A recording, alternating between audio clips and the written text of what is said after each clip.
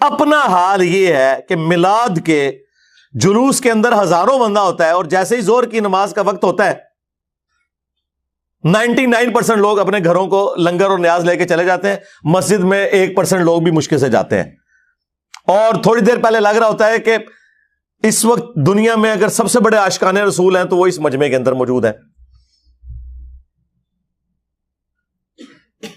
دوسری طرف 10 محرم کے جلوس کے اندر لگ رہا ہوتا ہے کہ آج اگر کوئی بھی یزید سامنے آئے گا وہ بچے گا نہیں، کیونکہ یہ عاشقان حسین نکلے ہوئے ہیں۔ اور جیسے ہی ظہر اور عصر کی نماز کا وقت ہوتا ہے اور وہ ان جلوسوں کے دوران ظہرین کی نماز پڑھاتے ہیں نا، تو 99% لوگ سائڈ پہ ہو جاتے ہیں، ساڑھے کپڑے پلید نے، پلید دو کپڑے پلید نے، مسلمان اور کپڑے پلید، اور چند لوگ آپ کو نماز پڑھتے ہوئے نظر آئیں گے۔ یہ پریکٹیکلی مسلمانوں کی حالت ہے، اور ان مسلمانوں کو قرآن کو آگ لگانے کے اوپر غصہ آ جاتا ہے۔ بہت اچھی بات ہے، لیکن قرآن کو آگ تو آپ لوگوں نے پریکٹیکلی لگا دی ہوئی ہے، قرآن کی کسی بات کے اوپر عمل نہیں کر رہے۔ یہ قرآن کا حکم تھا نا، سورہ روم آیت نمبر 31، وَأَقِيمُوا الصَّلَاةَ وَلَا تَكُونُوا مِنَ الْمُشْرِكِينَ، دیکھنا نماز کو قائم کرنا، مشرک نہ ہو جانا۔ قرآن کو آگ تو مسلمانوں نے لگائی ہوئی ہے۔ قرآن چیخ چیخ کے کہہ رہا ہے کہ جو نماز نہیں پڑھتا وہ پاکستان کے شناختی کارڈ میں مسلمان ہے، اللہ کے ہاں وہ مسلمان نہیں ہے۔ صحیح مسلم میں یہ حدیث لکھی رہ گئی 246 کہ بندے کے کفر اور ایمان، شرک اور اسلام کے درمیان فرق کی نماز ہے۔ یہ حدیث مسلم میں ہی لکھی رہ گئی کہ ابن مسعود رضی اللہ تعالیٰ عنہ کہتے ہیں کہ جماعت کے ساتھ نماز پڑھنا یہ سنت خدا ہے، یہ تمہارے نبی کی وہ سنت ہے جو اللہ نے انہیں عطا کی، اگر اسے چھوڑ دو گے تو برباد ہو جاؤ گے۔ رسول اللہ کے زمانے میں اگر کوئی بیمار بھی ہوتا اور 2 بندوں کے سہارے مسجد میں آ کے نماز پڑھ سکتا تو اس کی کوشش ہوتی کہ میں مسجد میں جماعت سے نماز پڑھوں، کہیں مجھے منافق نہ شمار کر لیا جائے۔ جماعت چھوڑنے پر رسول اللہ کے زمانے میں سمجھا جاتا تھا صلی اللہ علیہ وآلہ وسلم کے بندہ منافق ہے۔ صحابہ کرام کو، اہل بیت کو کب معلوم تھا کہ ایسی امت بھی آنے والی ہے جو آپ سے بڑا عاشق رسول ہونے کا دعویٰ کرے گی اور نماز ایک نہیں پڑھے گی؟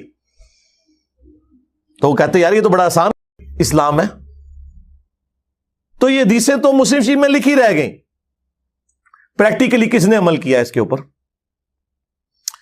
یہ حدیث ترمذی میں لکھی رہ گئی کہ ہمارا اور منافقین کا عہد نماز کی بنیاد پہ ہے، جس نے نماز چھوڑی اس نے کفر کیا۔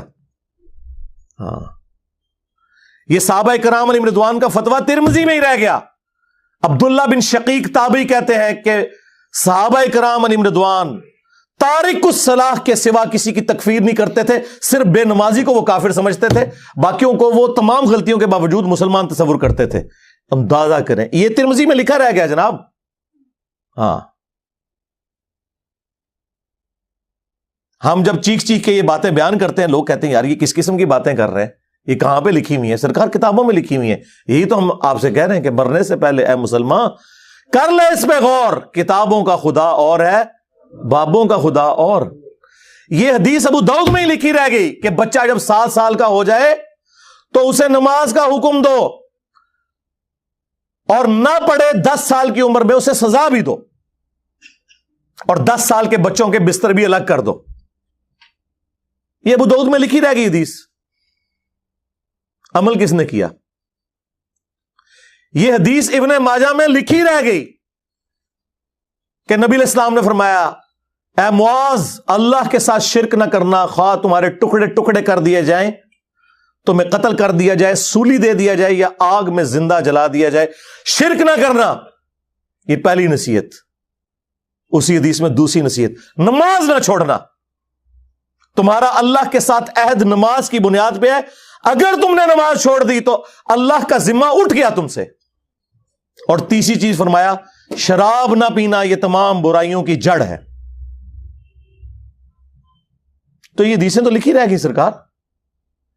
یہ حدیث مسند احمد میں ہی لکھی رہ گئی کہ نبی علیہ السلام نے فرمایا کہ نماز قیامت کے دن نمازی کے لیے دلیل، نجات اور نور ہوگی، اور جو نماز نہیں پڑھتا قیامت کے دن نہ اس کے لیے کوئی دلیل ہوگی اللہ کے حضور بچنے کی، نہ نجات اور نہ کوئی روشنی، نور جو پولیس رات سے گزرنے کے لیے قرآن میں آیا نا، وہ نور۔ اور پھر نبی اسلام نے فرمایا کہ بے نمازی کا حشر اسی حدیث میں آتا ہے، فرعون، قارون اور حامان اور امیہ ابن خلف کے ساتھ ہوگا۔ ہاں جی، کچھ بھی ہے تیرے محبوب کی امت سے ہیں، محبوب تو پہلے ہی بتا گئے ہیں کہ بے نمازی تیرا حشر تو فرعون کے ساتھ ہونا ہے، تیرا حشر قارون کے ساتھ ہونا ہے، امیہ ابن خلف کے ساتھ ہونا ہے۔